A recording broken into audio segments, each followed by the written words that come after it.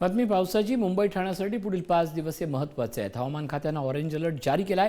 मुंबई, ठाणे, कोकणात, नाशिक घाट परिसरात मुसळधार पावसाचा इशारा देण्यात आलाय। काही ठिकाणी धो-धो पावसाची शक्यता आहे। वादळी वाऱ्यांसह विजांच्या कडकडाटाचाही अंदाज वर्तवण्यात आलाय। सखल भागात पाणी साचण्याची शक्यता आहे। नागरिकांनी आवश्यकता नसल्यास घराबाहेर पडणं टाळावं। प्रशासनाकडून सतर्क राहण्याचे आवाहन करण्यात आले। कोयना धरण परिसरात रविवारी रात्रीपासून पावसाचा जोर वाढलाय। कोयना धरणात पाण्याची आवकही वाढली आहे।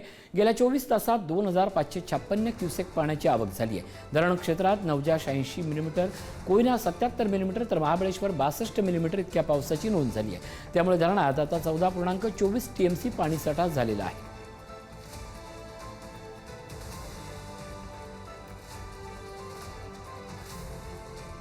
केज शहरामध्ये मान्सूनपूर्व स्वच्छतेची कामं न झाल्यानं पहिल्या पावसातच शहरवासियांना अडचणीचा सामना करावा लागला। केज शहर आणि परिसरात जोरदार पाऊस झाल्यानंतर नाला तुंबल्यानं पाणी रस्त्यावरून वाहत होतं। त्यामुळे पायी चालणाऱ्या नागरिकांना अडचणीचा सामना करावा लागला। तर सखल भागातील दुकानं आणि काही घरांमध्ये देखील पाणी शिरल्याच्या घटना घडल्या आहेत। नगरपंचायतने किमान आता तरी स्वच्छतेचं काम हाती घ्यावं अशी मागणी करण्यात येते।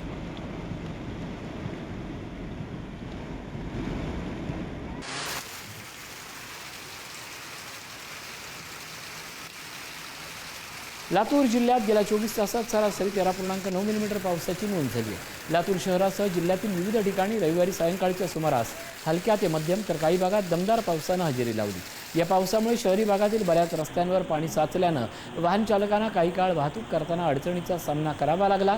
दरम्यान या पावसानंतर अनेक भागांमध्ये शेतकऱ्यांनी खरीप पेरण्यांना वेग दिला असला तरी जिल्ह्यातील काही भागातील शेतकरी अद्यापही समाधानकारक पावसाच्या प्रतीक्षेत आहेत।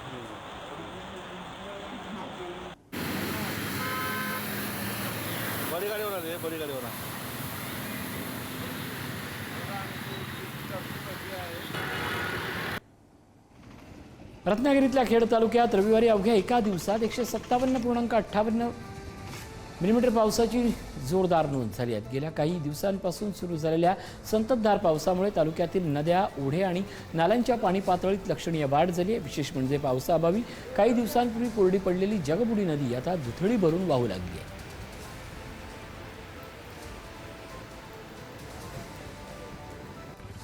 वाशिमच्या रिसोड तालुक्यातील नेत्सा परिसरात कांचन नदीच्या पुरामुळे कोयाळी जाधव ते नेत्सा या गावांना जोडणारा मुख्य रस्ता सुमारे 200 ते 300 मीटरपर्यंत खचला आहे। 2 ते 3 पुलही कोसळल्यानं वाहतूक धोकादायक झाली आहे। मागील वर्षी रस्ता खचला होता, मात्र दुरुस्ती झाली नव्हती। यंदाच्या पुरात रस्ता वाहून गेल्यानं शेतकरी आणि नागरिकांना पर्यायी मार्गाचा वापर करावा लागत असून तातडीच्या पुनर्बांधणीची मागणी करण्यात येते। रत्नागिरी जिल्ह्यात सुरू असलेल्या मुसळधार पावसामुळे आणि राष्ट्रीय महामार्गाच्या कामातील गंभीर त्रुटीमुळे संगमेश्वर वासियांना मोठा मनस्ताप सहन करावा लागतोय। सोनवी पुलाच्या रस्ता कामात ठेकेदारानं केलेल्या दुर्लक्षामुळे संगमेश्वर एसटी स्थानक परिसरात चिखल मिश्रित पाण्याचे पाठ वाहत आहेत।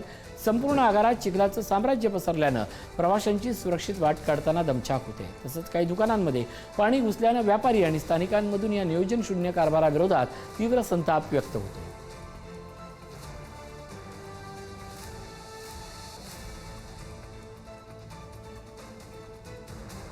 वर्धा जिल्ह्यातील कारंजा तालुक्यात धावसा हेटी ते उमरी रस्त्याच्या कामातील अनियोजनामुळे पहिल्याच पावसात शेतकऱ्यांचं मोठं नुकसान झाल्याचा आरोप होतोय।